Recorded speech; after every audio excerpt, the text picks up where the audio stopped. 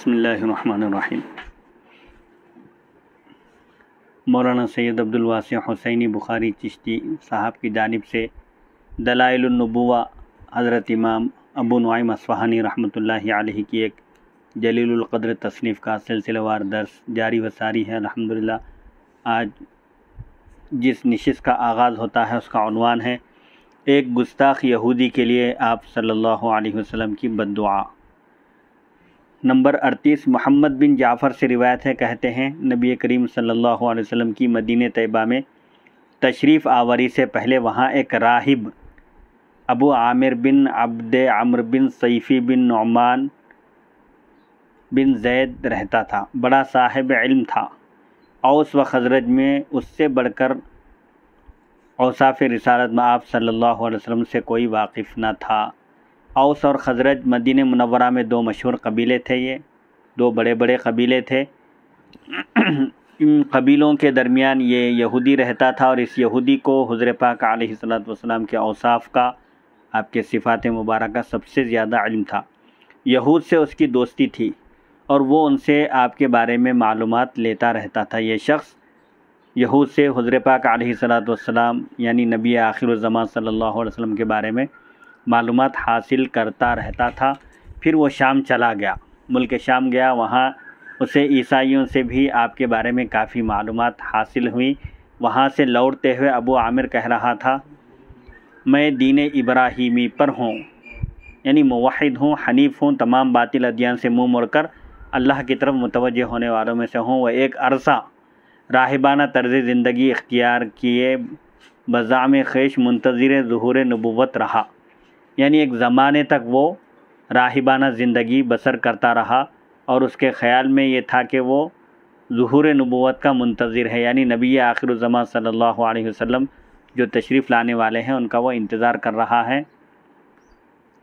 جب نبی کریم صلی اللہ علیہ وسلم نے مکے میں اعلان حق، اعلان نبوت فرمایا تو وہ آپ کے پاس نہ گیا تاکہ یہاں تک کہ آپ مدینہ طیبہ میں جلوہ افروز ہوئے تو آپ سے آ کر کہنے لگا، یہ آپ کون سا دین لے کر آئے ہیں؟ آپ صلی اللہ علیہ وسلم نے فرمایا، دین ابراہیمی۔ کہنے لگا، میں بھی اسی دین پر ہوں۔ نبی کریم صلی اللہ علیہ وسلم نے فرمایا، تمہارا یہ دین نہیں ہے۔ کہنے لگا، کیوں نہیں؟ کیا تم نے دین حنفیت میں کچھ اضافہ کر لیا ہے؟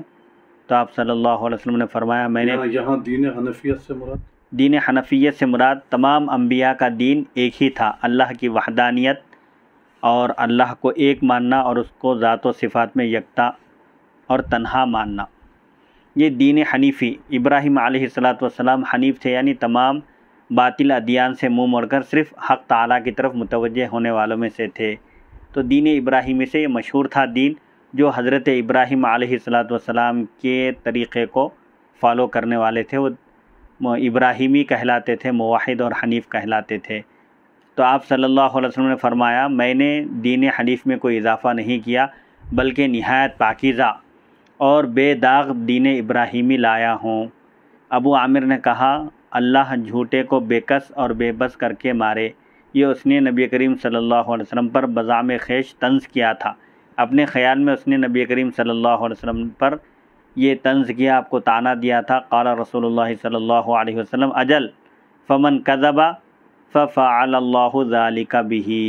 آپ صلی اللہ علیہ وسلم نے اس یہودی کو، اس گستاخ کو جواب دیا، ہاں اللہ جھوٹے کے ساتھ یقیناً ایسا ہی کرے گا۔ جو جھوٹ کہے گا، جو جھوٹ بولے گا، اس کا یہی انجام ہوگا کہ وہ بے بس اور بے کس ہو کر مارا جائے گا اور یکا و تنہا رہ جائے گا، وہ بے بسی کے عالم میں اس کو قتل کر دیا جائے گا۔ اس کے بعد وہ دشمن خدا مکہ چلے گیا۔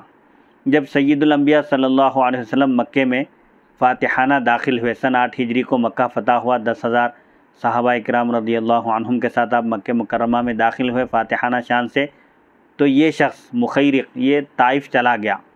جب طائف والے لوگ داخل اسلام ہو گئے، مسلمان ہو گئے، تو وہ شام کی طرف چلا گیا اور وہاں اس حالت میں مرا کہ کوئی اس کا پرسان حال تک نہ تھا۔ حضور صلی اللہ علیہ وسلم کا یہ قول پورا ہو گیا کہ اللہ جھوٹے کے ساتھ ایسا ہی کرے گا، یعنی وہ بے بسی کے عالم میں مارا جائے گا۔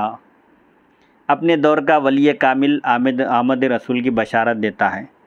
اب عاصم بن عمرو بنی قریظہ کے ایک بوڑھے شخص،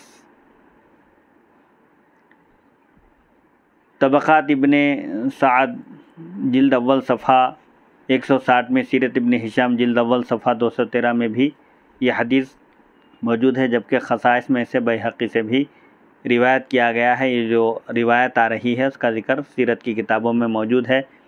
عاصم بن عمرو بنی قریظہ کے ایک بوڑھے شخص سے روایت کرتے ہیں کہ ایک بار اس نے مجھ سے پوچھا، کیا تم جانتے ہو ثعلبہ بن صعقہ، اسید بن صعفہ اور اسد بن عبید جو دور جاہلیت میں بنو قریظہ کے ساتھ تھے اور اسلام میں ان کے سردار بنے، کہ اسلام لانے کا سبب کیا تھا؟ یعنی ان تینوں کے اسلام لانے کی وجہ کیا تھی؟ میں نے کہا نہیں۔ کہنے لگا، شام کا ایک یہودی ابن الحیبان ظہور اسلام سے چند سال قبل ہمارے پاس اسلام کا اعلان، دین اسلام کی نشر و اشاعت سے چند سال پہلے ہمارے پاس مدینہ طیبہ آیا۔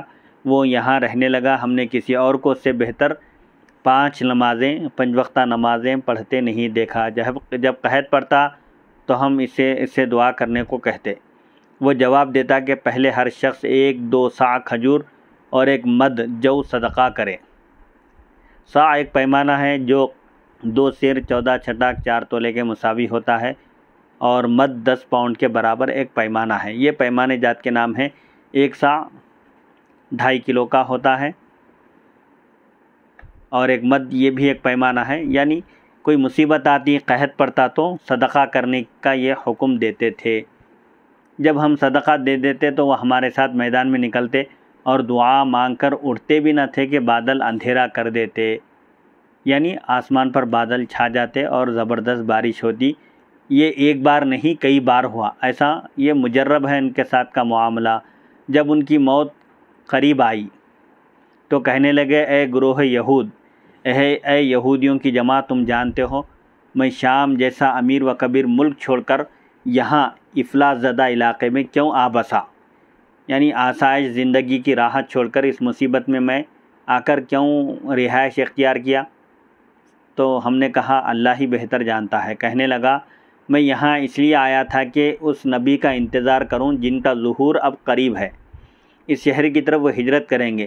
میری آرزو تھی کہ میں ان کا دیدار کروں، مگر پیمانہ حیات لبریز ہو گیا، مطلب میری زندگی وفا نہیں کی اور اب میری موت کا وقت قریب آ چکا ہے، حالانکہ میرے دل میں ان کے دیدار کی تمنا تھی۔ اب تمہیں وہ دور ملنے والا ہے۔ اے یہود، اس رسول پر ایمان لانے میں کوئی قوم تم سے پہل نہ کر جائے، تم پر سبقت نہ لے جائے۔ ممکن ہے کہ تم کو موقع ملے اس نبی کے دیدار کا تو تم دوسرے لوگوں سے پہلے مسلمان ہو جانا، اسے اجازت ہوگی کہ اپنے مخالفوں کا خون بہا دے۔ یعنی اس نبی کو اللہ کی طرف سے یہ اجازت ہوگی کہ جو دین اسلام کو نہ مانے اور دین اسلام کی راہ میں رکاوٹ بنے، اس سے دفاعی جنگ کرے اور اس کو راستے سے ہٹا دے۔ بچوں اور عورتوں کو گرفتار کر لے، اس لیے ایمان لانے میں دیر نہ کرنا۔ یعنی یہ نبی توبہ بھی ہیں اور نبی الملحمہ، دشمنوں سے جنگ کرنے کی اس نبی کو اجازت بھی ہوگی۔ اس لیے کہیں تم اسلام لانے میں تعامل نہ کرنا، غور و فکر نہ کرنا، فوراً وہ آتے ہی ان کے ہاتھ پر اسلام قبول کر لینا۔ جب نبی کریم صلی اللہ علیہ وسلم مدینہ میں تشریف لائے اور بنو قریظہ کا محاصرہ ہوا تو ان نوجوانوں ثعلبہ بن صعفہ وغیرہ نے چیخ کر کہا، اے بنو قریظہ، یہ وہی رسول ہیں جس کے متعلق ابن الحیبان نے پیشن گوئی کی تھی۔ یہود کہنے لگے، یہ وہ نہیں۔ تو ان نوجوانوں نے کہا، بخدا یہ وہی رسول ہیں۔ چنانچہ یہ اپنے قلعے سے اتر کر آپ کی بارگاہ میں حاضر ہوئے، بنو قریظہ کے سردار، اور اسلام لے آئے اور یوں اپنے خون اور مال و اولاد کو محفوظ کر لیا۔ مسلمان ہونے کی وجہ سے ان کی جان، مال اور ان کی اولاد سب محفوظ ہو گئے۔ برکت نام محمد قبل ظہور اسلام۔ اسلام کی آمد سے پہلے نام محمد صلی اللہ علیہ وسلم کے برکات جو ظاہر ہوئے ہیں، آپ کے نام کی برکتیں، آپ کے نام کی برکتوں کا ظہور ہوا۔ نمبر 40 ابن عباس رضی اللہ عنہما سے روایت ہے کہ نبی کریم صلی اللہ علیہ وسلم کی بعثت سے پہلے یہود آپ کے وسیلے سے اوس و خزرج پر فتح مانگا کرتے تھے۔ مدینہ شریف میں مشرکین اور بت پرستوں کے 2 قبیلوں کے یہ نام ہیں، اوس اور خزرج، جو ایمان لا کر انصار رسول بن گئے، یعنی رسول کریم صلی اللہ علیہ وسلم کے مددگار۔ اس لیے مدینہ منورہ کے صحابہ کو انصاری صحابہ کہا جاتا ہے۔ اور یہود جو انہیں نبی کریم صلی اللہ علیہ وسلم کی آمد کی اطلاع دیا کرتے تھے، حسد میں مبتلا ہو کر دولت ایمان سے محروم رہ گئے۔ امام سیوطی لباب النقول فی اسباب النزول صفحہ 12 میں لکھتے ہیں، اسے محدث ابن ابی حاتم نے سعید اور اکرمہ کی سند سے ابن عباس رضی اللہ عنہما سے روایت کیا ہے۔ تو یہود آپ صلی اللہ علیہ وسلم کی بعثت سے پہلے اوس اور خزرج کے خلاف مدد طلب کیا کرتے تھے، فتح مانگا کرتے تھے، مگر جب اللہ نے آپ کو عرب سے ظاہر کیا تو وہ آپ کے منکر ہو گئے، آپ کو ماننے سے انکار کر دیا۔ ایک مرتبہ بنو سلیمہ کے معاذ بن جبل اور بشر بن برا بن معرور نے انہیں کہا، اے یہود، اللہ سے ڈرو اور اسلام لے آؤ۔ جب ہم اہل شرک تھے تو تم نام محمد صلی اللہ علیہ وسلم کے ذریعے ہمارے خلاف فتح مانگا کرتے تھے، آپ کی بعثت اور سیرت کو ہم پر پیش کیا کرتے تھے۔ یہ سن کر سلام بن مشکم نے کہا، یہ وہ نبی نہیں جس کا ہم ذکر کرتے تھے، اور جو صفات ہم بیان کیا کرتے تھے وہ ان میں نہیں ہے۔ تو اللہ تعالیٰ نے اس پر یہ آیت نازل کی، اتاری، وَكَانُوا مِن قَبْلُ يَسْتَفْتِحُونَ عَلَى الَّذِينَ كَفَرُوا فَلَمَّا جَاءَهُم مَّا عَرَفُوا كَفَرُوا بِهِ فَلَعْنَةُ اللَّهِ عَلَى الْكَافِرِينَ۔ اور اس سے پہلے وہ یعنی یہود کفار کے خلاف مدد طلب کیا کرتے تھے، فتح مانگا کرتے تھے نبی کریم صلی اللہ علیہ وسلم کے وسیلے سے، پھر جب ان کے پاس ان کی پہنچائی ہوئی چیز آ گئی، پہچانی ہوئی چیز آ گئی جس کو وہ جانتے اور پہچانتے تھے نشانیوں کے ذریعے، آیتوں کے ذریعے، اوصاف کے ذریعے، تو وہ ان کا انکار کرنے لگے، تو کفار پر اللہ کی لعنت ہے۔ سورہ بقرہ آیت نمبر 89۔ تو یہود نبی کریم صلی اللہ علیہ وسلم کی بعثت سے پہلے بھی آپ کے مبارک نام سے دشمنان دین یعنی مشرکین اور کفار سے جب جنگ کرتے تو آپ کا وسیلہ لے کر وہ لوگ فتح اور نصرت حاصل کیا کرتے تھے۔ نبی کریم صلی اللہ علیہ وسلم کی شان بے مثال بزبان حضرت دانیال علیہ السلام۔ نمبر 41، کعب احبار رضی اللہ عنہ سے روایت ہے، کہتے ہیں ارض بابل، مصر کے ایک شہر کا نام ہے بابل، بابل کی سرزمین سے بنی اسرائیل کے نکالے جانے کا سبب بخت نصر کا خواب تھا۔ یہ ایک کافر بادشاہ گزرا ہے، بابل اس کا پائے تخت کیپٹل سٹی تھا۔ اس نے اگست 587 قبل مسیح میں بیت المقدس پر چڑھائی کی، یعنی بیت المقدس پر حملہ کیا اور یروشلم کی اینٹ سے اینٹ بجا دی، بنی اسرائیل کی حکومت کا خاتمہ کر دیا۔ یہودی مرد و زن، مرد اور عورتوں اور پیر جوانوں کو جانوروں کی طرح ذبح کر دیا گیا، اور باقی ماندہ کو بابل میں لا کر غلام بنا لیا گیا۔ مگر 549 قبل مسیح میں حالات نے کروٹ بدلی اور شاہ فارس سیرس دوم نے بابل پر حملہ کر کے اسے فتح کر لیا اور سلطنت بابل مٹ گئی۔ یہ بخت نصر کی موت کے بعد کا واقعہ ہے۔ سیرس نے دوبارہ بیت المقدس کو آباد کیا اور یہود کی حکومت ازسرنو قائم کی۔ اللہ تعالیٰ نے یہود کو ان کی بدعنوانیوں اور زناکاریوں کا بدلہ خوب چکھا دیا تھا۔ اس نے ایک بار بڑا خوفناک خواب دیکھا جس نے بخت نصر نے نجومیوں اور جادوگروں کو بلایا، خواب سے پیدا ہونے والی اپنی بے چینی ان کے سامنے رکھی اور کہا، مجھے اس کی تعبیر بیان کرو۔ نجومی کہنے لگے، پہلے وہ خواب تو سناؤ۔ کہنے لگا، وہ تو میں بھول گیا ہوں مگر مجھے اس کی تعبیر چاہیے۔ نجومیوں نے کہا، خواب کی تعبیر دینے والوں نے کہا، خواب سنے بغیر ہم اس کی تعبیر کیسے بیان کر سکتے ہیں؟ اس پر وہ بپھر گیا، یعنی غصہ ہو گیا اور کہنے لگا، میں تمہیں 3 دن کی مہلت دیتا ہوں، اس خواب کا مقصد بیان کرو ورنہ تمہاری گردنیں اڑا دوں گا۔ یہ بات لوگوں میں پھیل گئی۔ حضرت دانیال علیہ السلام کو بھی، جو ان دنوں پس زندان تھے، یعنی جو ان دنوں قید تھے، قید خانے میں تھے، یہ خبر جب آپ کو پہنچی، آپ نے داروغہ جیل کے ذمہ دار سے کہا، جو آپ سے بہت محبت کرتا تھا، یعنی آپ کو محبوب رکھتا تھا، آپ نے جیل کے داروغہ سے کہا، کیا تم بادشاہ کے پاس میرا ذکر کر سکتے ہو؟ میں اس کا خواب بیان کر سکتا ہوں، خواب بیان کیے بغیر بھی میں اس کے خواب کی تعبیر دے سکتا ہوں۔ اس طرح ممکن ہے تجھے بادشاہ کی مزید قربت مل جائے، میسر آ جائے اور مجھے عافیت مل جائے۔ داروغہ نے کہا، مجھے ڈر ہے کہیں سطوت سلطانی، بادشاہ کی طاقت کی آگ تمہیں جلا کر بھسم نہ کر ڈالے، یعنی جلا نہ ڈالے۔ شاید تم جیل کی سختی سے تنگ آ کر اپنی رہائی کا راستہ نکالنا چاہتے ہو۔ اگرچہ میں سمجھتا ہوں کہ بادشاہ کی پریشانی اگر کوئی ختم کر سکتا ہے تو وہ تم ہو۔ حضرت دانیال نے فرمایا، تم میرے متعلق نہ ڈرو، میرا وہ خدا ہے جو میری چاہت پر بقدر حاجت مجھے آئندہ کی اطلاع دیتا ہے۔ داروغہ نے جا کر بخت نصر کو یہ بات بتائی۔ اس نے آپ کو بلوا لیا۔ آپ اس کے پاس پہنچے مگر اسے سجدہ نہ کیا، حالانکہ وہاں پر آنے والا سجدہ کرنے کا پابند ہوتا تھا۔ سلطان نے دربار میں موجود تمام لوگوں کو نکل جانے کے لیے کہا۔ باہر نکال دیا گیا۔ جب دربار خالی ہو گیا تو اس نے حضرت دانیال سے کہا، تم نے مجھے سجدہ کیوں نہیں کیا؟ آپ نے فرمایا، میرے اللہ نے مجھے یہ علم اسی شرط پر دیا کہ کسی اور کو سجدہ نہ کروں۔ مجھے ڈر ہے اگر میں نے تجھے سجدہ کیا تو وہ علم جاتا رہے گا اور تم میرے علم سے کچھ استفادہ نہ کر سکو گے، کوئی فائدہ نہ اٹھا سکو گے، نتیجتاً مجھے قتل ہونا پڑے گا۔ تو قتل سے بچنے کے لیے سجدہ نہ کرنا بہتر ہے، اور میں نے سجدہ نہ کر کے تم پر عنایت کی ہے، مہربانی کی ہے تاکہ تمہاری پریشانی ختم ہو سکے۔ بخت نصر نے کہا، میں نے تم سے بڑھ کر اپنے خدا کا با وفا بندہ کوئی نہیں دیکھا، اور میں ایسے شخص کو بڑا محبوب رکھتا ہوں۔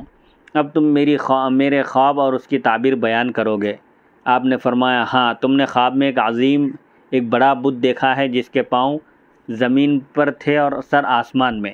اس کا اوپر والا حصہ سونے کا، درمیانی حصہ چاندی کا اور نچلا حصہ تانبے کا تھا، جبکہ پنڈلیاں لوہے کی اور پیر پتھر کے تھے۔ تم اس کی قامت اور پختگی مضبوطی کو دیکھ کر حیران ہو رہے تھے کہ اتنے میں اللہ نے اس پر آسمان سے ایک پتھر پھینکا جو اس کے سر پر پڑا اور اسے پیس کر رکھ دیا۔ اس کا سونا، چاندی، تانبا، لوہا اور پتھر یوں باہم مل گئے، آپس میں مل گئے کہ تمہارے خیال کے مطابق تمام جن و انس، تمام جنات اور انسان مل کر بھی انہیں جدا جدا نہیں کر سکتے، الگ الگ نہیں کر سکتے۔ پھر تم نے دیکھا کہ وہ پتھر بڑا ہوتا اور پھیلتا چلا جا رہا ہے، یہاں تک کہ ساری زمین اس سے بھر گئی۔ اب صرف تمہیں وہ پتھر اور آسمان ہی نظر آ رہا تھا۔ بخت نصر نے کہا، سچ کہتے ہو، میں نے یہی خواب دیکھا ہے، مگر اس کی تعبیر کیا ہے؟ حضرت دانیال علیہ السلام نے فرمایا، بت سے مراد مختلف زمانوں میں مختلف امتیں ہیں۔ سونے سے مراد موجودہ زمانہ ہے جس میں تم رہ رہے ہو۔ چاندی سے مراد تمہارا بیٹا ہے جو تمہارے بعد بادشاہ بنے گا۔ تانبے سے مراد روم کی طرف اشارہ ہے۔ لوہا فارس ہے، اور پتھر سے مراد 2 امتیں ہیں جن پر 2 عورتیں حکومت کریں گی، ایک مشرقی یمن میں اور دوسری غربی شام میں۔ جو پتھر اس بت پر پڑا وہ دین الہی ہے جو آخر زمانے میں ظاہر ہوگا۔ اللہ تعالیٰ عرب سے ایک امی نبی بھیجے گا جن کی وجہ سے دوسرے تمام ادیان و امم کا وہ حشر ہوگا جو اس بت کا ہوا ہے، یعنی سابقہ تمام ادیان منسوخ ہو جائیں گا، ان کا حکم ختم ہو جائے گا، صرف دین اسلام کا حکم باقی رہے گا۔ سبحان اللہ، سبحان اللہ۔ وہ دین اس پتھر کی طرح پھیلتا جائے گا اور ساری زمین پر غالب آ جائے گا۔ یوں باطل کی جگہ حق اور گمراہی کی جگہ ہدایت آ جائے گی۔ جاہل لوگ علم کی دولت سے تونگر مالدار ہو جائیں گے، ضعیفوں کو قوت، ناقصوں کو عزت، یعنی بے بسوں کو عزت اور بے کسوں کو نصرت دے دی جائے گی، یعنی اس دین کی بدولت جو کمزور ہوں گے وہ بھی طاقتور کہلائیں گے، اور جو جاہل ہوں گے ان کو علم کی دولت سے نوازا جائے گا، اور کوئی مجبور اور بے بس اور بے کس نہیں ہوگا۔ بخت نصر نے کہا، جب سے میں نے تخت حکومت سنبھالا ہے، آپ سے بڑھ کر کسی نے مجھ پر ایسا غلبہ حاصل نہیں کیا۔ یقیناً آپ سے زیادہ میرا محسن بہی خواہ، خیر خواہ کوئی نہیں۔ میں آپ کے احسان کا بدلہ دینا چاہوں گا۔ کعب احبار نے سارا واقعہ سنایا۔ یہ حضرت دانیال علیہ السلام نے بھی نبی کریم صلی اللہ علیہ وسلم کی آمد سے کئی سال پہلے آپ صلی اللہ علیہ وسلم کی آمد کی اطلاع دی، اور آپ کے فضائل اور آپ کے دین کی خوبیاں انہوں نے بیان کی۔ مقوقس شاہ اسکندریہ در مدح رسول خیر البریہ صلی اللہ علیہ وسلم، اسکندر کا بادشاہ مقوقس نے بھی نبی کریم صلی اللہ علیہ وسلم کی مدح سرائی کی۔ مغیرہ بن 42 نمبر مغیرہ بن شعبہ کہتے ہیں کہ وہ بنی مالک کے ساتھ مقوقس یہ دور نبوی میں مصر اور اسکندریہ کا حکمراں تھا، بادشاہ تھا۔ اسے نبی کریم صلی اللہ علیہ وسلم کا پیغام پہنچا تو بڑا ادب و احترام بجا لایا، مگر ایمان قبول نہ کیا۔ سیرت و تاریخ کی کتب تو اس کے ایمان کی شہادت نہیں دیتی، البتہ ایک عرصے کے بعد اس کے خزانے سے وہ خط برآمد ہوا ملا ہے جو نبی کریم صلی اللہ علیہ وسلم نے اسے بھیجا تھا۔ اب اس خط کی فوٹو تمام عالم اسلام میں گھر گھر پہنچ گئی ہے، تو مقوقس کا اس خط کو سنبھال کر اپنے خفیہ خزانے میں نہایت حفاظت و تکریم کے ساتھ رکھنا۔ اس امر اس بات کی طرف اشارہ کرتا ہے کہ شاید وہ آپ کی نبوت کا قائل تھا، مگر موسیٰ علیہ السلام کی قوم کے اس آدمی کی طرح جو فرعون کے ڈر سے اپنا ایمان ظاہر نہیں کرتا تھا، اس نے بھی خوف سے ایمان ظاہر نہ کیا ہو، یہ ممکن ہے۔ مغیرہ بن شعبہ، کیونکہ مغیرہ بن شعبہ جو ابھی اسلام نہ لائے تھے، مکے سے مصر پہنچے تو شاہ مصر نے سوال کر ڈالا کہ راستے میں مدینہ منورہ بھی آتا ہے اور تم اہل مدینہ کے کھلے دشمن ہو، تو پھر تم یہاں کیسے صحیح سلامت پہنچ گئے؟ مغیرہ بن شعبہ کہتے ہیں کہ وہ بنی مالک کے ساتھ مقوقس کے پاس گئے، جب اس کے پاس پہنچے تو اس نے کہا تم یہاں کیسے پہنچ گئے، یعنی سلامتی کے ساتھ کیسے آ گئے؟ درمیان میں محمد صلی اللہ علیہ وسلم اور ان کے ساتھی بھی تو تھے۔ انہوں نے کہا ہم براستہ سمندر آئے ہیں، یعنی بحری راستے سے، سمندری راستے سے آئے ہیں، اگرچہ ہمیں راستے میں ان کا ڈر بھی تھا۔ مقوقس نے کہا تم نے محمد صلی اللہ علیہ وسلم کی دعوت پر کیا رد عمل ظاہر کیا، یعنی کیا کیے تم دعوت دینے پر؟ کہنے لگے ہم میں سے تو کسی نے انہیں نہیں مانا۔ کہنے لگا کیوں؟ انہوں نے کہا وہ کوئی نیا دین لائے ہیں جو ہمارے باپ دادا نے بھی نہیں سنا، اور نہ ہی وہ سلطان یعنی مقوقس کا دین ہے۔ اس نے کہا ان کی قوم کا کیا رد عمل تھا؟ انہوں نے کہا چند نوجوانوں نے ان کی پیروی کی ہے، ان کا اپنی قوم اور دیگر قبائل عرب کے ساتھ چند مرتبہ مقابلہ ہوا ہے، جنگ ہوئی ہے، کبھی انہیں ہزیمت اٹھانا پڑتی ہے تو کبھی انہیں، یعنی کبھی آپ سے لڑنے والے کبھی شکست کھاتے ہیں تو کبھی مسلمانوں کو شکست ہوتی ہے۔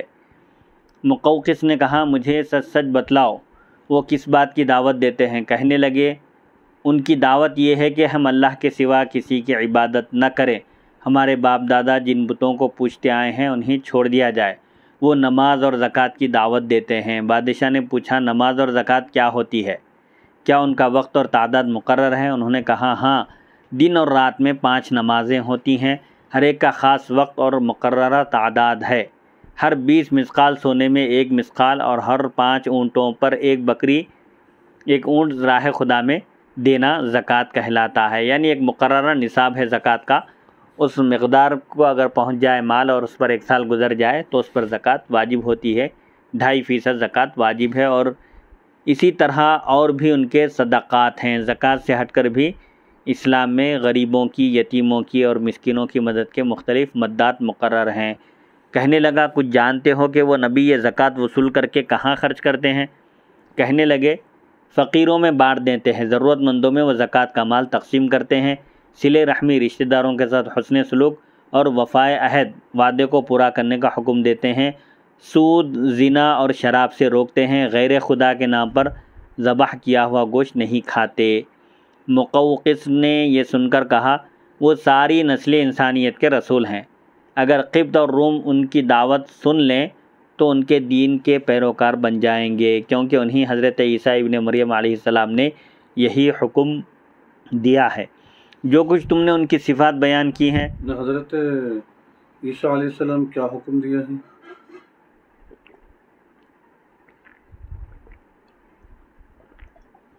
اور یہ حضرت عیسیٰ علیہ السلام کن کو یہ حکم دیا؟ حضرت عیسیٰ علیہ السلام تمام انبیاء حضرت پاک علیہ السلام کی آمد کی خبر دیتے رہے اور اپنی امت کو تاکید کرتے رہے کہ اگر میرے بعد یہ نبی ظاہر ہو جائیں تو تم ان کی اتباع کرنا، ان پر ایمان لانا، چونکہ عیسیٰ علیہ السلام کے زمانے سے آپ کا زمانہ قریب ہے۔ تو عیسیٰ علیہ السلام نے بھی اپنی امت کو، نصارہ کو، یہی حکم دیا تھا۔ جو کچھ تم نے ان کی صفات بیان کی ہیں، پہلے انبیاء بھی انہی صفات سے متصف تھے، یعنی پہلے انبیاء کا بھی طریقہ یہی تھا، وہ بھی توحید کی دعوت دیتے تھے، نیک کام کرنے کا حکم دیتے اور برائیوں سے روکتے تھے۔ انجام کار وہی غالب آئیں گے، یعنی آخر کار یہ نبی آخر الزمان صلی اللہ علیہ وسلم سب پر غالب آ جائیں گے، ان کا دین غالب ہو جائے گا، کسی کو ان سے تاب مقابلہ نہ رہے گی۔ یعنی کسی میں حضور پاک علیہ الصلوۃ والسلام اور مسلمانوں سے مقابلے کی ہمت نہ رہے گی. ان کا دین سمندروں کے سینے چاک کرتا ہوا ہر طرف پھیلتا جائے گا. ان کی مخالف قوم ہی اپنے نیزوں سے ان کا دفاع بھی کرے گی. مغیرہ کہتے ہیں ہم نے کہا اگر سب دنیا ان کے ساتھ ہو جائے تب بھی ہم ان کا ساتھ نہ دیں گے. کہتے ہیں یہ سن کر وہ حیرانی سے اپنا سر ہلاتے ہوئے بولا کون؟ مقوقس شاہ اسکندر. تم ابھی تک اسے کھیل سمجھ رہے ہو؟ یہ بتلاؤ ان کا نسب کیسا ہے؟ ہم نے کہا بادشاہ وہ لوگوں کو بول رہے ہیں، مغیرہ بن شعبہ سے کہہ رہے ہیں جو ابھی مسلمان نہیں ہوئے تھے. ان کو بول رہے ہیں بادشاہ مسلمان ہو گئے تھے. یہ بادشاہ کے بارے میں یہی بتایا کہ یہ دعوت تو حضور کے قبول نہیں کیے، خالی احترام کیے، خط کا ادب اور احترام بجا لائے، لیکن وہ ان کے خزانے میں وہ ان حضور پاک علیہ الصلوۃ والسلام کا خط محفوظ تھا، بعد میں ملا. تو اسے ایک اندازہ یہ کر رہے ہیں کہ جیسے موسیٰ علیہ السلام کی قوم میں سے ایک شخص ایمان لائے تھے لیکن اپنا ایمان ظاہر نہیں کیے تھے کہ لوگ کہیں ان کو قتل نہ کر دیں، ان کو تکلیف نہ پہنچائے. ہو سکتا ہے کہ یہ بھی دل سے مسلمان ہو گئے تھے لیکن یہودی قوم سے ڈر کر اپنے اسلام کا اظہار نہیں کیے. مگر یہ بادشاہ تھے یہ اسکندر کے مقوقس، حضور کی تعریف بیان کیے یہ بھی. تو اس کے بعد پھر بادشاہ نے پوچھا کہ ان کا نسب کیسا ہے؟ حسب نسب کے اعتبار سے یہ نبی جو نبوت کا دعویٰ کر رہے ہیں کیسے ہیں؟ تو ہم نے کہا سب سے بہتر نسب ہے، عرب کے بہترین انساب میں سے آپ کا شمار ہوتا ہے، یعنی خاندان قریش سے ہیں. کہنے لگا حضرت مسیح اور تمام انبیاء کا نسب بھی ایسا ہی رہا ہے. مطلب یہ ہے کہ انبیاء کرام علیہم الصلوۃ والسلام کا نسب سب سے ارفع اور اعلیٰ ہوتا ہے. قوم میں اسی شخص کو نبی بنا کر بھیجا جاتا ہے جو خاندانی اعتبار سے بھی وجاہت والے درجے والے ہوں. کمتر آدمی کو اس کے لیے اللہ تعالیٰ منتخب نہیں فرماتا. تو سابقہ انبیاء کا بھی یہی حال تھا کہ ان کا بھی نسب سب سے اعلیٰ اور ارفع ہوا کرتا تھا. یہ بتلاؤ ان کی گفتگو میں صداقت کس قدر ہوتی ہے؟ یعنی گفتگو جو کرتے ہیں اس میں صداقت، مکمل صداقت ہوتی ہے یا کیا معاملہ ہوتا ہے گفتگو کا؟ سچائی. ہم نے کہا صدق سے تو وہ امین کہلاتے ہیں، یعنی ان کی سچائی کی وجہ سے ہی تو ان کو قوم جو مخالف ہیں، دشمن ہیں، وہ بھی صادق اور امین کہتے ہیں. سچ بولنے والے، امانت دار. آپ دشمنوں کے درمیان بھی اس لقب سے مشہور تھے تو پھر آپ کی گفتگو کی صداقت میں کوئی کلام کیا ہو سکتا ہے؟ بادشاہ نے کہا پھر تم اپنے معاملے میں غور و فکر سے کام لو. اگر وہ تم سے جھوٹ نہیں بولتے تو اللہ کی طرف جھوٹ کیسے منسوب کر سکتے ہیں؟ سبحان اللہ سبحان اللہ. یعنی مخلوق کے سامنے جب وہ جھوٹ بات نہیں بولتے تو اللہ کی ذات کی طرف وہ جھوٹ کی نسبت کیسے کر سکتے ہیں؟ یہ بتلاؤ ان کے ساتھی کیسے ہیں، ان کی پیروی کرنے والے، ان پر ایمان لانے والے لوگ کیسے ہیں؟ ہم نے کہا نوجوان طبقہ ہے. مقوقس نے کہا مسیح کی قسم، حضرت عیسیٰ علیہ السلام کی قسم کھاتے ہوئے کہتے ہیں انبیاء کے پیروکار ایسے ہی رہے ہیں. ابتدا میں انبیاء پر ایمان لانے والے نوجوان طبقہ ہی فوراً سبقت کیا ہے. پھر اس نے پوچھا یثرب کے یہود نے اس سے کیا معاملہ کیا ہے؟ ان سے مدینہ منورہ کا پہلے نام یثرب تھا. تو بادشاہ پوچھتا ہے کہ وہاں کے یہودی نے ان کے ساتھ کیا معاملہ کیا، ان کی تشریف آوری کے بعد کیا ان پر ایمان لائے یا نہیں؟ وہ تو اہل تورات ہیں. یہودی چونکہ اہل کتاب ہیں، اہل تورات ہیں. تو ہم نے کہا انہوں نے مخالفت کی ہے اس نبی کی، جنگیں ہوئی ہیں اور انہوں نے انہیں قتل بھی کیا ہے. یعنی حضور پاک علیہ الصلوۃ والسلام نے یہودیوں سے جنگیں ہوئی ہیں، یہودیوں کو جنگوں میں مارا گیا اور گرفتار بھی ہوئے ہیں یہودی، اور یہودی وہاں سے تتر بتر ہو گئے ہیں، یعنی مدینہ منورہ سے چھٹنے لگے ہیں اور وہاں سے وہ لوگ رخصت ہونے لگے ہیں. کہنے لگا وہ حسد میں مر رہے ہیں، حسد کی آگ میں جل رہے ہیں، حالانکہ وہ انہیں ہماری طرح خوب پہچانتے ہیں. یعنی نصارہ کی طرح یہود بھی نبی آخر الزمان صلی اللہ علیہ وسلم کے اوصاف اور کمالات سے آپ کو اچھی طرح جانتے اور پہچانتے ہیں، لیکن حسد کی آگ میں جل رہے ہیں جس کی وجہ سے وہ لوگ اسلام قبول نہیں کر رہے ہیں. مغیرہ کہتے ہیں ہم وہاں سے واپس لوٹے تو اس کے کلام نے ہمیں محمد صلی اللہ علیہ وسلم کا گرویدہ بنا دیا تھا. یعنی بادشاہ کی گفتگو سن کر ہمارے دل میں اب شوق پیدا ہو گیا تھا اور ایک کیفیت پیدا ہو گئی تھی. ہم نے کہا شاہان عجم دور رہتے ہوئے بھی ان کی تصدیق کرتے ہیں. عجم کے بادشاہ حالانکہ قریب سے نہیں دیکھے، نہ ان کا آمنا سامنا ہوا، نہ کبھی کوئی بات چیت ہوئی، لیکن دور رہتے ہوئے بھی ان کی تصدیق کرتے ہیں، ان کی بات کی سچائی بیان کرتے ہیں اور ان سے ڈرتے ہیں. اور ہم ان کے رشتہ دار اور پڑوسی ہوتے ہوئے بھی ان کا ساتھ نہیں دیتے. یہ ایک تعجب اور افسوس کی بات ہے، جبکہ وہ ہمیں دعوت دینے ہمارے گھر پر آئے ہیں، یعنی ہم کو تو قریب میں مل رہا ہے دین، لیکن پھر بھی ہم ابھی تک اس دین کی دعوت پر لبیک نہیں کہے، جبکہ دور دور کے بادشاہ ان سے متاثر ہیں۔ ہم اپنے وطن کو لوٹے راستے میں اسکندریہ میں ٹھہرا، ہر گرجا میں گیا، وہاں کی قبطی اور وسیع علماء سے، یعنی جو گرجا گھر تھے عیسائیوں کے، چرچ تھے، وہاں کے جو علماء تھے ان کے عیسائی، ان سے جا کر میں نے حضرت محمد صلی اللہ علیہ وسلم کے بارے میں معلومات حاصل کرتا رہا۔ وہاں ایک قطبی عالم ابو غسیم سے، جو سب سے بڑا عیسائی اسقف پوپ تھا اس وقت کا، اس زمانے کا، اس سے ملاقات کی آپ جا کے، اور میں نے اس سے بہتر کسی کو 5 نمازیں پڑھتے نہیں دیکھا۔ یعنی نصارہ میں بھی، عیسیٰ علیہ السلام کی امت میں بھی جو طریقہ تھا نماز کا، عبادت کا، اس طریقے پر میں نماز پڑھتے ہوئے دیکھا، اس سے بہتر کسی شخص کو میں اس طرح عبادت کرتے نہیں دیکھا۔ اس پوپ سے میری ملاقات ہوئی، میں نے اس سے پوچھا کیا اب کسی نبی کی آمد باقی رہ گئی ہے یا انبیاء کا سلسلہ ختم ہو چکا؟ تو کہنے لگا ہاں آمد باقی ہے، وہو آخر الانبیاء لیس بینہ و بین عیسی ابن مریم احد وہو نبی قد امرنا عیسی باتباعہ وہو النبی الامی العربی اسمہ احمد۔ وہ آخری نبی ہیں، ان کے اور عیسیٰ علیہ السلام کے درمیان کوئی اور نبی نہیں ہیں۔ حضرت عیسیٰ علیہ السلام نے ہمیں ان کی اتباع کرنے کا حکم دیا ہے۔ وہ نبی امی عربی ہیں، عرب میں پیدا ہوں گے، اور امی ہیں، یعنی ام القریٰ کی طرف نسبت ہے، ان کا نام احمد ہوگا۔ ام القریٰ مکہ مکرمہ کا ایک نام ہے، اس کی طرف نسبت کرتے ہوئے بھی آپ کو امی کہا جاتا ہے، اور ایک امی کے ایک معنی وہ ہیں جو مخلوق سے نہ سیکھے بلکہ جن کو سکھانے والا خالق ہو، یعنی اللہ ہی آپ کا معلم ہے، اور آپ کا نام احمد ہوگا۔ اللہ ہی استاد ہے، اللہ ہی آپ کا استاد ہے، آپ مخلوق میں کسی کے آگے ذان و ادب طے نہیں کیے، جیسے علم سیکھتے ہیں استاد کے سامنے، آپ مخلوق میں کسی کے پاس علم حاصل نہیں کیے، براہ راست اللہ آپ کو سکھاتا ہے۔ الرحمن علم القرآن وعلمک ما لم تکن تعلم، قرآن پاک میں بھی اللہ تعالیٰ نے جگہ جگہ ذکر کیا ہے کہ اللہ نے آپ کو سکھایا اور وحی کے ذریعے غیب کی خبریں دی۔ پھر آپ الرحمن علم القرآن، رحمان نے قرآن سکھایا۔ خلق الانسان علمہ البیان، انسان کو پیدا کیا اور اس کو بولنے کی صلاحیت عطا کی۔ تب انسان سے مراد بعض مفسرین کہتے ہیں کہ وہ محمد صلی اللہ علیہ وسلم ہے، یعنی رحمان ہی آپ کا معلم ہے، آپ کو سکھانے والا ہے۔ پھر آپ صلی اللہ علیہ وسلم کے اوصاف بیان کرتے ہوئے وہ پوپ کہتا ہے، پادری، قامت زیادہ لمبی ہوگی نہ زیادہ چھوٹی، آپ کا قد میانہ ہوگا، درمیانی، نہ زیادہ لمبے ہوں گے نہ زیادہ پست قد، آنکھوں میں سرخی ہوگی، رنگت زیادہ سفید ہوگی نہ گندمی، دراز زلفیں، یعنی بال گھنے ہوں گے، زلفیں ہوں گی، اور سادہ کپڑے ان کی پہچان ہوگی۔ وہ نبی روکھی سوکھی کھالیا کریں گے، تلوار کندھے پر رکھیں گے، بذات خود شریک جہاد ہوں گے، جہاد میں جائیں گے، تشریف لے جائیں گے، ان کے ساتھی ان پر جان چھڑکتے ہوں گے، اپنی اولاد اور والدین سے زیادہ انہیں چاہتے ہوں گے۔ وہ پتھروں والے علاقے سے ظاہر ہوں گے، حرم سے حرم کی طرف ہجرت کریں گے، یعنی مکے سے مدینے کی طرف ہجرت کریں گے، دین ابراہیمی کے حامل ہوں گے، یعنی ان کا دین ابراہیمی ہوگا۔ قال مغیرۃ بن شعبۃ زدنی من صفتہ قال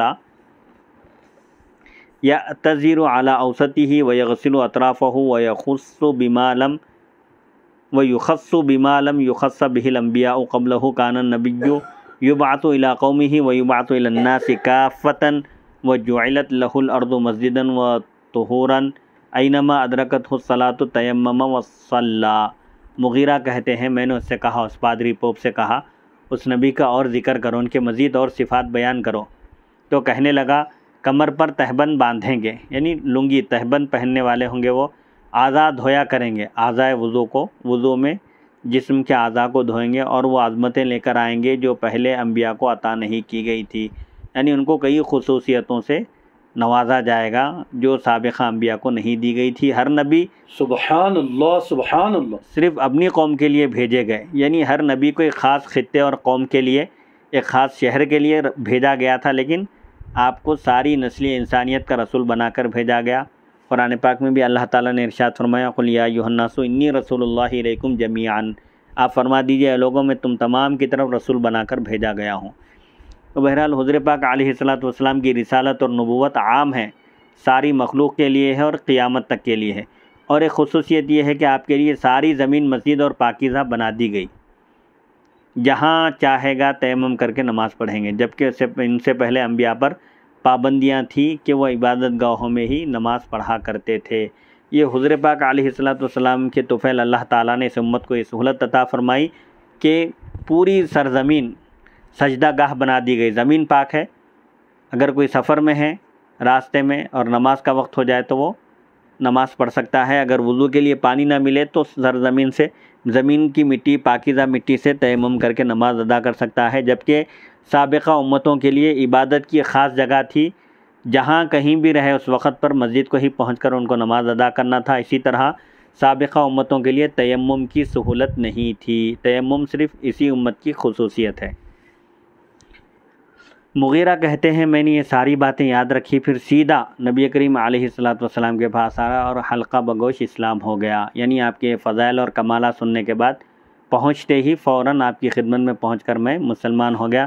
میں نے شاہ مقوقس اور قبطی و روم کے عیسائی علماء کی باتیں آپ کے گوشے گزار کی، یعنی جو سفر میں آپ نے آپ صلی اللہ علیہ وسلم کے فضائل اور کمالات سنے تھے اور پادریوں سے جو ملاقات کر کے معلومات حاصل کی تھی، وہ سب باتیں نبی کریم صلی اللہ علیہ وسلم کو سنائی، تو نبی کریم صلی اللہ علیہ وسلم کو یہ باتیں بڑی پسند آئیں اور اپنے صحابہ کو سنائیں، اور میں 3 دن تک صحابہ کو یہ باتیں سناتا رہا۔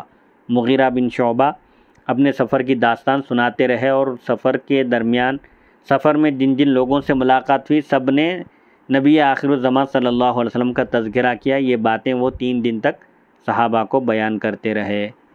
سبحان اللہ سبحان اللہ۔ تو اس میں اس بات کا بھی اشارہ ہے، اس میں مفتی صاحب کیا اس میں اس بات کا بھی اشارہ ہے کہ حضور نبی کریم صلی اللہ علیہ وآلہ وسلم کی سیرت جو ہے پڑھنے، پڑھانے، سنانے سے اللہ کے نبی بہت زیادہ خوش ہوتے ہیں؟ جی ہاں، کیونکہ حضور صلی اللہ علیہ وسلم کا تذکرہ ہر جگہ رہا ہے، اور اللہ تعالیٰ نے اپنے نام مبارک کے ساتھ آپ کے نام کو جوڑ دیا ہے، اور سابقہ انبیاء اور ان کی امتیں اور ان میں جو اہل حق تھے، حق پرست تھے، وہ سب حضور پاک علیہ السلام کا ذکر جمیل، آپ کا ذکر خیر کرتے رہے۔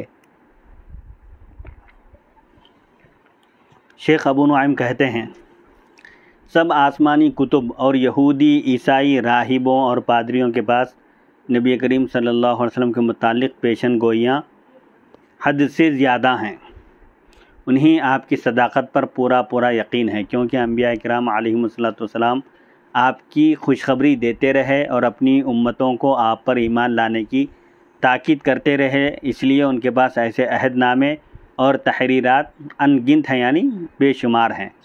آج بھی جبکہ تورات و انجیل میں تحریف کی انتہا ہو چکی ہے، یعنی تورات اور انجیل جو آسمانی کتابیں ہیں سابقہ، ان میں رد و بدل کر دیا گیا ہے، ہم ان کتب میں نبی کریم صلی اللہ علیہ وسلم کے متعلق پیشن گوئیاں موجود پاتے ہیں۔ چنانچہ British and foreign Bible society London 1928 عیسوی کی مطبوعہ انجیل میں انجیل یوحنا کے چند اقتباسات کا ترجمہ درج ذیل ہے۔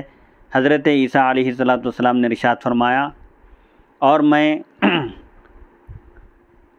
اللہ سے درخواست کروں گا تو وہ تمہیں دوسرا مددگار بخشے گا کہ ابد تک تمہارے ساتھ رہے۔ یوحنا باب نمبر 14 آیت نمبر 16 صفحہ نمبر 857۔ اور اب میں نے تم سے اس کے ہونے سے پہلے کہہ دیا ہے تاکہ جب وہ ہو جائے تو تم یقین کر سکو۔ اس کے بعد میں تم سے بہت سی باتیں نہ کروں گا، کیونکہ دنیا کا سردار آتا ہے اور مجھ میں اس کا کچھ نہیں، یعنی اصل جو سردار ہیں انبیاء کے، ساری کائنات کے، وہ عنقریب آنے والے ہیں، ان کا مقام و مرتبہ بہت بڑا ہے۔ یوحنا باب نمبر 14 آیت نمبر 29 اور آیت نمبر 29 اور 30 صفحہ نمبر 857۔ نمبر 3، لیکن میں تم سے سچ کہتا ہوں کہ میرا جانا تمہارے لیے فائدہ مند ہے، کیونکہ اگر میں نہ جاؤں تو وہ مددگار تمہارے پاس نہ آئے گا، لیکن اگر میں جاؤں گا تو انہیں تمہارے پاس بھیج دوں گا، یعنی ان سے مراد حضور پاک علیہ السلام کی ذات ہے، مددگار سے مراد۔ یوحنا باب نمبر 16 آیت نمبر 7 صفحہ نمبر 858۔ نمبر 4 انجیل کی ہی ہے، لیکن جب سچائی کی روح آئے گی تو تم کو تمام سچائی کی راہ دکھائے گی، اس لیے کہ وہ اپنی طرف سے نہ کہیں گے، لیکن جو کچھ سنیں گے وہی کہیں گے اور تمہیں آئندہ کی خبریں دیں گے۔ یوحنا باب 16 آیت 13 صفحہ نمبر 858۔ اور یہ اصل میں انگریزی عبارت ہے، اس کا اردو ترجمہ پیش کیا گیا ہے۔ اصل انگریزی عبارت درج ذیل ہے جو یونانی زبان کا ترجمہ ہے۔ بہرحال عیسیٰ علیہ السلام نے بھی حضور پاک علیہ السلام کی پیشن گوئی دی، خوشخبری دی، آپ کی آمد کی اطلاع دی، اور اپنی امتیوں کا آپ نے تاکید کی کہ وہ آپ صلی اللہ علیہ وسلم پر ایمان لائیں اور آپ کی مدد کریں۔ کعب بن لؤی اور شوق دیدار نبی۔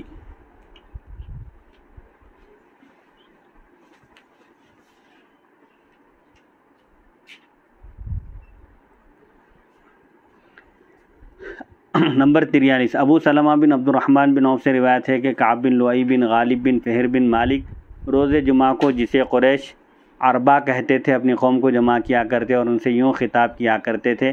کعب بن لؤی یہ حضور پاک علیہ السلام کے اجداد میں سے ہیں۔ اے قوم سنو اور جان لو، سمجھو اور خبردار ہو جاؤ، رات تاریک ہے یعنی اندھیری ہے اور دن روشن، زمین بچھونا ہے اور آسمان چھت، پہاڑ زمین کی میخیں اور ستارے رہنما ہیں۔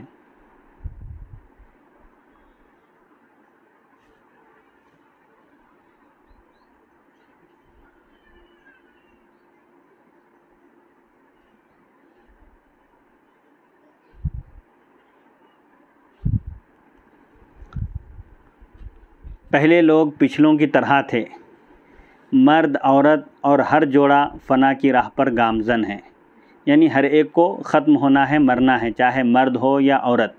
صلہ رحمی کرو، رشتہ داروں کے ساتھ حسن سلوک کرو، قرابت کی حفاظت کرو، رشتہ داری کی حفاظت کرو، اپنے مال بڑھاؤ۔ کیا کبھی مرنے والا پلٹا ہے؟ یعنی جس کا دنیا سے انتقال ہو چکا ہے، کیا کبھی وہ پلٹ کر آیا ہے؟ نہیں۔ کوئی مردہ قبر سے اٹھا ہے؟ نہیں۔ آخرت تمہارے سامنے ہے، جس کے متعلق تمہارا گمان حقیقت پر مبنی نہیں۔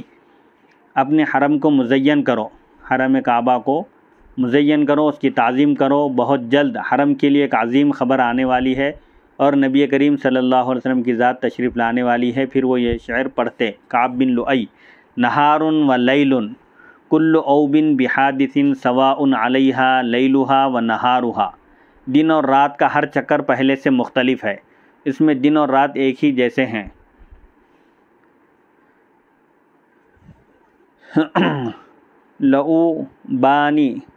لعوبانی بالاحداث حین تعوبا وبالنعم الضافی علینا سطورہا۔ ان کا ہر پھیرا نئے سے نئے حادثات رونما کر رہا ہے، یعنی زمین اور آسمان، رات اور دن کی گردش نئے نئے حادثات رونما کر رہی ہے، مگر ہم پر زمانے نے عظیم الشان نعمتوں کے پردے ڈال رکھے ہیں۔ علی غفلۃ یأتی النبی محمد فیخبر اخبارا صدوق خبیرہا۔ اچانک نبی محمد صلی اللہ علیہ وسلم تشریف لانے والے ہیں، جو ایک نہایت سچے مخبر کی طرح ہمیں خبریں پہنچائیں گے۔ پھر وہ کہتے، بخدا اگر میں اس وقت تک سننے، دیکھنے اور چلنے اور پکڑنے کی صلاحیت رکھتا، یعنی زندہ رہتا، تو ان کی امت کے لیے اونٹ کی طرح مشقت برداشت کرتا اور ایک جلد منزل مقصود پر پہنچنے والے نوجوان کی طرح تیزی دکھاتا۔ پھر وہ یہ شعر کہتے، یا لیتنی شاہد فحواء دعوتہ حین العشیرۃ تبغی الحق خذلانا۔ اے کاش میں ان کی دعوت کے وقت موجود رہتا جب قبیلہ قریش حق کو سرنگوں کرنا چاہے گا۔ یہ کعب بن لؤی نبی کریم صلی اللہ علیہ وسلم کے نسب مبارک میں، سلسلہ نسب میں 8ویں نمبر پر آتے ہیں۔ آپ کے یہ 8ویں جد ہے۔ نبی کریم صلی اللہ علیہ وسلم کا نسب اس طرح ہے: محمد بن عبداللہ ابن عبد المطلب ابن ہاشم ابن عبد مناف ابن قصی ابن کلاب ابن مرۃ ابن کعب ابن لؤی ابن غالب ابن فہر ابن مالک ابن النضر ابن کنانۃ ابن خزیمۃ ابن مدرکۃ ابن الیاس ابن مضر ابن نزار ابن معد ابن عدنان۔ آگے عدنان چند واسطوں سے حضرت اسماعیل علیہ السلام سے جا ملتے ہیں۔ نمبر 44، قیس بن طلق اپنے والد سے روایت کرتے ہیں کہ ہم نبی کریم صلی اللہ علیہ وسلم کے پاس حاضر ہوئے، آپ کی بیعت کی اور آپ کے ساتھ نمازیں پڑھیں۔ ہم نے آپ کو بتلایا کہ ہمارے ہاں ایک گرجا ہے، یعنی ایک چرچ ہے۔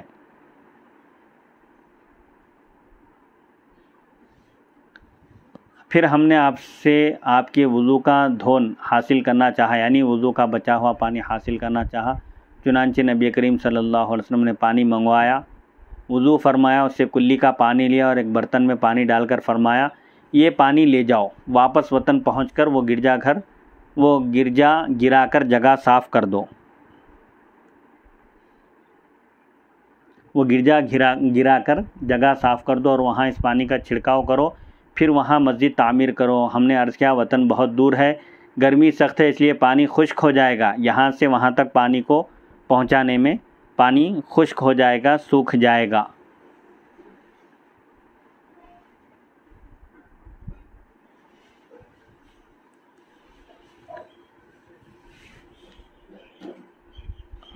آپ نے فرمایا اور پانی ڈال لو، کیونکہ اس طرح برکت بھی مزید ہو جائے گی۔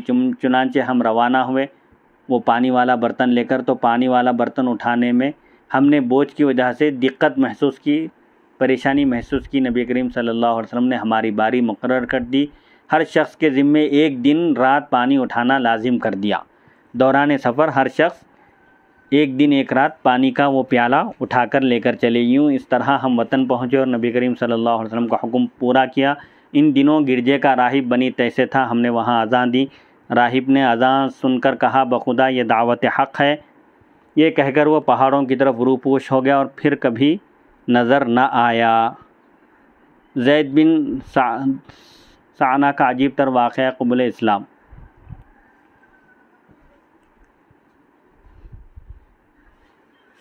عبداللہ بن سلام رضی اللہ عنہ سے روایت ہے، فرماتے ہیں زید بن سعنہ رضی اللہ عنہ کا واقعہ یوں ہے کہ وہ کہا کرتے تھے میں نے رخ مصطفیٰ صلی اللہ علیہ وسلم میں جملہ علامات نبوت دیکھ لی تھی، یعنی آپ صلی اللہ علیہ وسلم کے چہرے مبارک پر نبوت کی نشانیاں میں نے واضح دیکھ لی تھی، البتہ ابھی تک دو علامتیں نہ دیکھ پایا تھا۔ کتابوں میں ہے کہ نبی آخر الزماں صلی اللہ علیہ وسلم کے پاس جہالت کی جگہ علم ہوگا اور جاہلوں کی سختیوں سے ان کا علم، ان کی بردباری مزید بڑھے گی۔ زید بن سعنہ کا بیان ہے کہ میں آپ کے قریب رہنے لگا تاکہ یہ دو علامتیں بھی دیکھ سکوں۔ ایک روز نبی کریم صلی اللہ علیہ وسلم حضرت علی رضی اللہ عنہ کے ساتھ اپنے حجرے سے باہر تشریف لائے، اتنے میں ایک بدوی جو اونٹ پر سوار تھا آ پہنچا اور عرض کرنے لگا یا رسول اللہ صلی اللہ علیہ وسلم فلاں قبیلہ اسلام لے آیا ہے، میں نے انہیں بتلایا تھا کہ اسلام لانے سے رزق میں بے حد برکت ہوگی،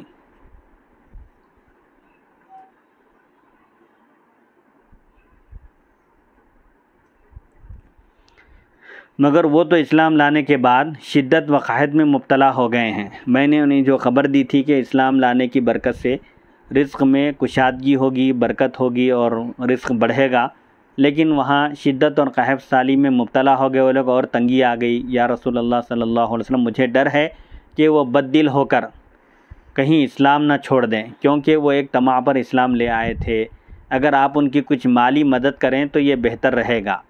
آپ نے حضرت علی رضی اللہ عنہ کی طرف دیکھا، وہ عرض کرنے لگے یا رسول اللہ اب تو کچھ مال باقی نہیں رہا۔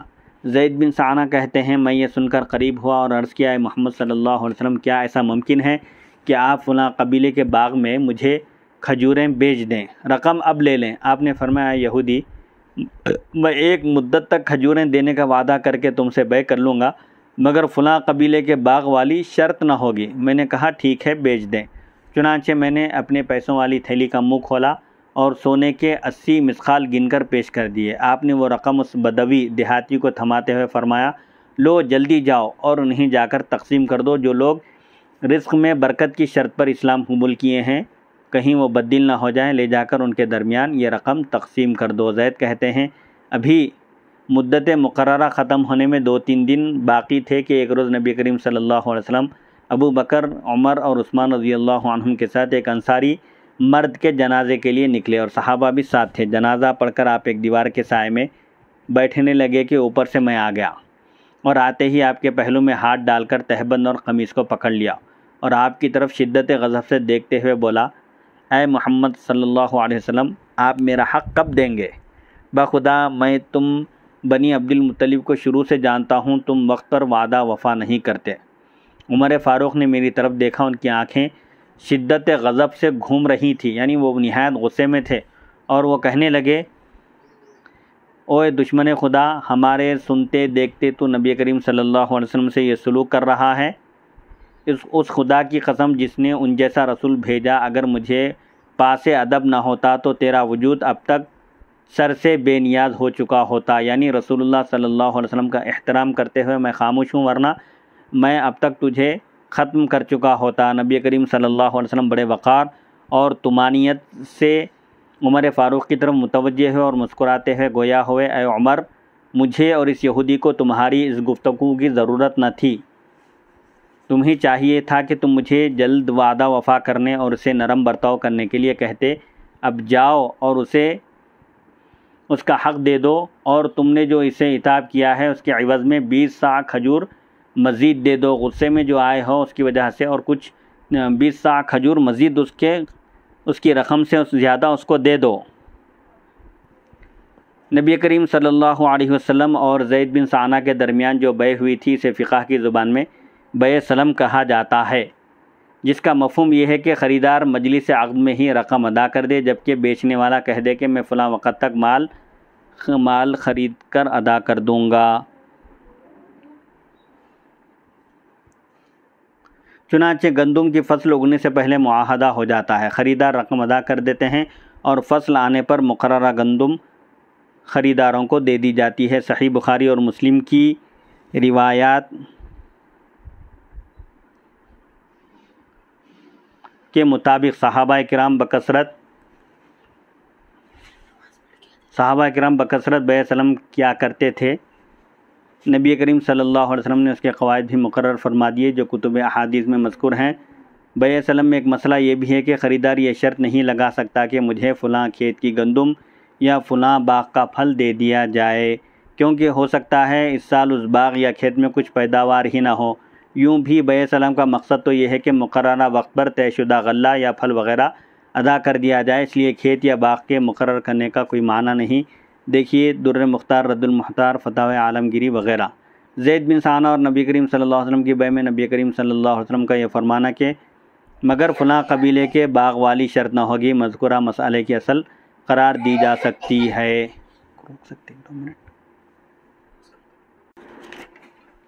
زید کہتے ہیں عمر مجھے ساتھ لے گئے، میرا حق دیا اور 20 صاع مزید ڈال دیے۔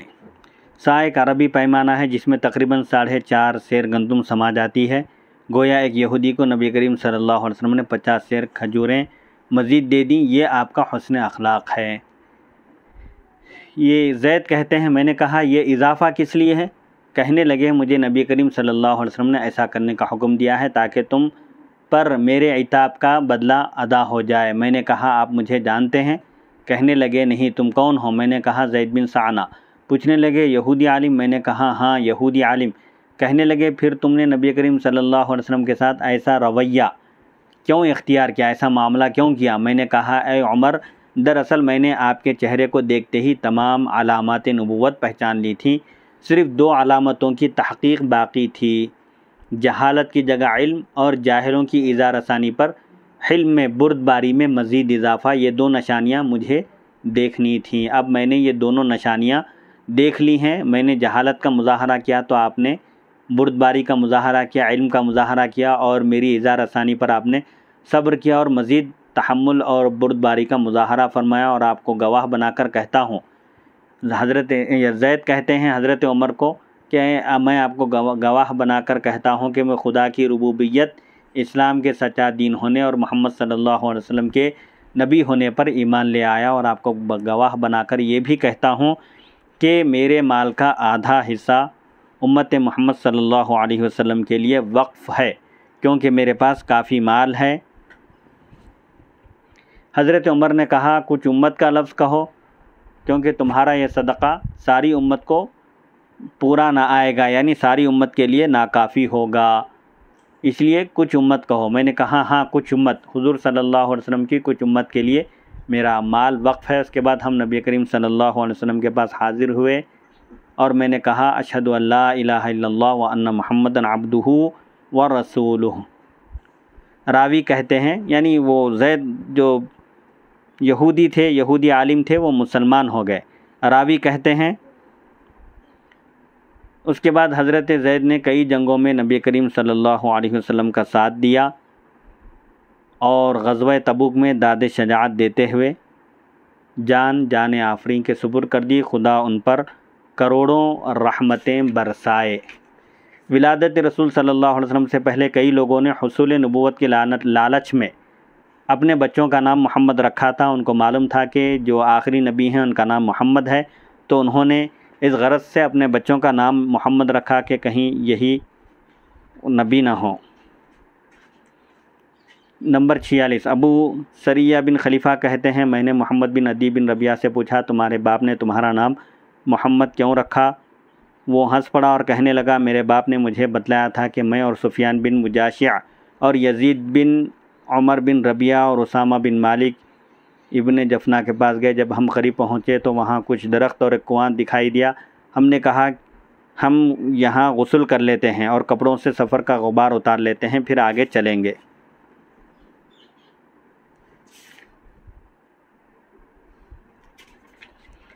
چنانچہ ہم وہاں بیٹھے باتیں کر رہے تھے کہ وہاں کے گرجا کا راہب ہماری طرف آ نکلا اور کہنے لگا میں ابھی ایسی کسی زبان میں گفتگو سن رہا تھا جو ہمارے علاقے سے تعلق نہ رکھتی تھی، اس لیے ادھر آ نکلا کہ دیکھوں کون آیا ہے۔ تو تم کہاں سے آئے ہو؟ ہم نے کہا ہم مضر سے تعلق رکھتے ہیں، یعنی ہمارا تعلق قبیلہ مضر سے ہے۔ اس نے پوچھا کہ مضر کے کس قبیلے سے ہو؟ ہم نے کہا خندف سے۔ کہنے لگا کچھ ہی عرصہ بعد تم ایک نبی مبعوث ہونے والے ہیں، آنے والے ہیں، تم اس نبی کی غلامی کرو گے تو سعادت پاؤ گے۔ ہم نے پوچھا ان کا نام کیا ہوگا؟ کہنے لگا محمد صلی اللہ علیہ وسلم۔ بعد ازاں ہم ابن جفنا کے پاس آئے، اپنا کام مکمل کیا اور واپس لوٹے۔ ہم میں سے ہر ایک کے ہاں لڑکا ہوا اور سب نے اس کا نام اپنے اپنے لڑکے کا نام محمد رکھا، کیونکہ وہ راہب جو خوشخبری دیا تھا کہ مکے میں ایک نبی تشریف لانے والے ہیں جن کا نام محمد ہوگا، تو انہوں نے اس غرض سے، اس امید میں کہ ان کا لڑکا ہی اس عظیم منصب سے سرفراز ہو، اس امید میں انہوں نے محمد نام رکھا۔ انشاءاللہ اگلی نشست چھٹی فصل سے اگلی نشست کا آغاز ہوگا۔ آج 5ویں نشست کا اختتام ہوتا ہے۔ وصلی اللہ تعالی علی خیر خلقہ سیدنا محمد و آلہ و صحبہ اجمعین والحمد للہ رب العالمین۔